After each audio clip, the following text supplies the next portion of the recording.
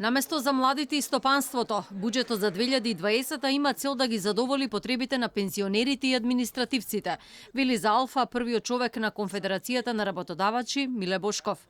Бизнес велата критикува дека народните пари ќе бидат наменети исклучиво за предизборно зголемување на плати и пензии, додека стопанството и граѓаните немало да добијат подобри услуги. Само 3% од буџетот се наменети за помош на бизнисот, или само 109 милиони евра.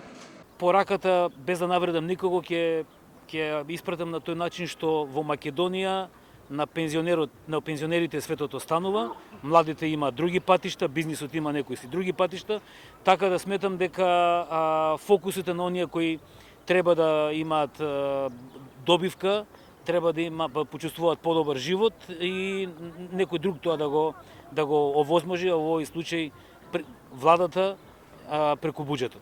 374 милиони евра од буџетот се проектирани за капитални инвестиции, но стопанствениците критикуваат дека владата лошо ги проектирала овие бројки, бидејќи наместо за патишта, училишта и болници, ќе ги наменала за тековни трошења, плати, пензии и социјални издатоци.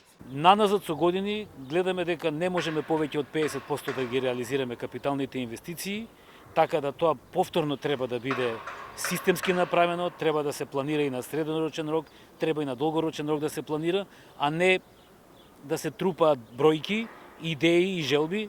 Можеби на вистина во владата тоа и го сонуваат и сака да направат нешто, меѓутоа мора да бидат реални за ефикасноста и луѓето со кои може тоа да го спроведат. И за експертите, буџетот е нереално испланиран. Забелешките се дека тоа е повеќе социјален, а помалку развоен. Предупредуваат дека вонредниот раст на пензиите ќе ја поткопа пензиската реформа. За пензии до година, фондот за ПИОМ ќе потроши близу 1 милиарда евра, од кои половина милиарда ќе биде трансфер од државниот буџет.